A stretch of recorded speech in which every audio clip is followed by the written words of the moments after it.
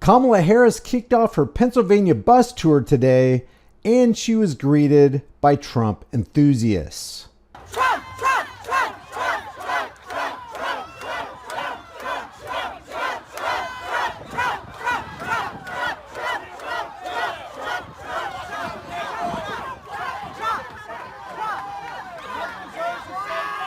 I'm sure Christians will be perfectly fine with the new pro-Trump song Red Hat Stays On that boasts the lyrics, "You know I love God, but in Trump I trust." You know I love God, but in Trump I trust. Never mind the Trump-fueled bloated federal government, beefed up military-industrial complex, increased national debt, a devalued dollar, and the bowing of the knee to Israel.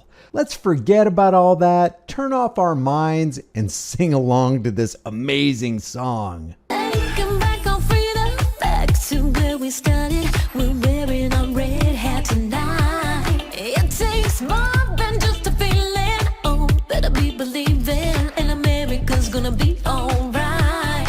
It takes more than just a feeling. You better be believing that America is gonna be alright. Well, I guess as long as you don't say that Donald Trump is our only solution. These are the days of MAGA revolution. It's more than a hat, it's a symbol of freedom. And Donald Trump is our only solution. Oh my God. Okay, maybe this guy right here will drop some objective truth. What do you do when they try to cancel you? MAGA Nation, we cancel proof. My red hat stays on. My red hat stays on. You know I love God, but in Trump I trust. November 5th, you gon' ride with us. Our red hat stays on. Our red hat stays on. It's the mayor of MAGAville, the RNC King. 2024, freedom gon' ring. Mr. Red, White, and Blue. I'm still fighting for each one of you. You know the Democrats brainwashed, always try to frame us. This red hat made me real famous. This red hat made me real famous. Well, we got to admit, there is some truth embedded in that. The sad fact is that those who benefit from political lies are not incentivized to open their eyes. As long as these people can parasitically make a comfortable living promoting the political clowns involved in this circus act, they'll keep on selling tickets under the big top. Gonna sing this song and keep your red hat on. What do you do when they come for you? Freedom's what you gotta lose. Red hat stays on. Red hat stays on. What do you do when the gas is high? Inflation's up in the sky. Red hat stays on. Red hat stays on. And I don't care how they look at me in the deepest heart of a blue city. Red hat stays on. Red hat stays on. The other day, I released a video where I played this clip of Donald Trump saying that the Medal of Freedom was much better than the Congressional Medal of Honor. But I failed to mention that the context of this statement included giving that medal to Sheldon Adelson's wife, Miriam. We gave Miriam the Presidential Medal of Freedom. That's the highest award you can get as a civilian. It's the equivalent of the Congressional Medal of Honor, but civilian version. It's actually much better because everyone gets the Congressional Medal of Honor. That's soldiers. They're either in very bad shape because they've been hit so many times by bullets, or they're dead. She gets it, and she's a healthy, beautiful woman. Oh, by the way, guess who else received the Medal of Freedom? Here's how J.D. Vance defended Trump's statement as he stood before Back the Blue signs at the Milwaukee Police Association presser. I don't think him complimenting and saying a nice word about a person who received the Presidential Medal of Freedom is in any way denigrating those who received military honors. They're two different awards, and I think the president was saying some nice things about a person that he liked, and that's a totally reasonable thing to do. Yeah, that's kind of a lie, JD. Trump wasn't just complimenting and saying a nice thing about a mega MAGA donor.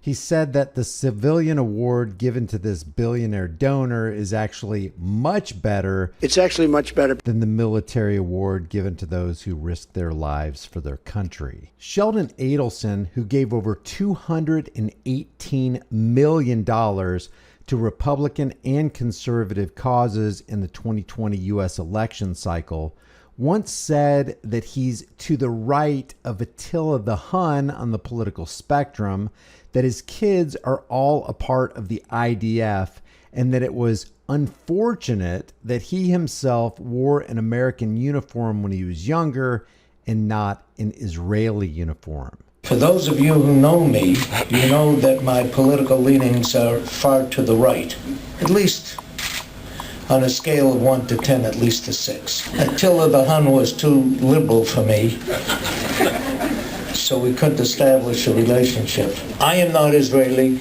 The uniform that I wore in the military, unfortunately, was not an Israeli uniform. It was an American uniform, although my wife was in the IDF, and one of my daughters was in the IDF, and my our two little boys, one of whom will be bar mitzvah tomorrow. Hopefully he'll come back. His hobby is shooting, and he'll come back and be a sniper for the IDF. Even though I'm not Israeli born, Israel is in my heart. Now, U.S. media has turned Trump's medal comments into a scandal, but they won't present the most revealing aspect of his comments. Adelson's billionaire widow Miriam, at the same pro-Israel event, couldn't say enough about how much Donald Trump had done in service to the Zion nation state. That president is Donald Trump. He promised to recognize Jerusalem and to move the embassy to Jerusalem. Promise kept. He promised to withdraw from Iran nuclear deal, and promise kept.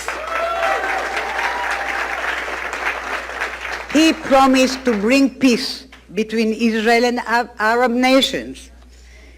Promise kept.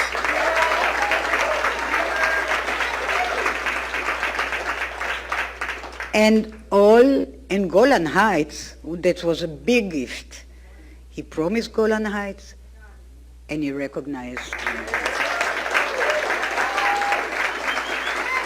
And all of this he did in his first term while battling COVID pandemic, race riots, and the liberal media. Now I want to tell you, politicians make promises. Real leaders keep promises. And you can bet that both Donald Trump and Kamala Harris, who's already received over $5 million of pro-Israeli lobby money, will keep the promises they make to create a better Israel. The question is, how the hell does that equal America first?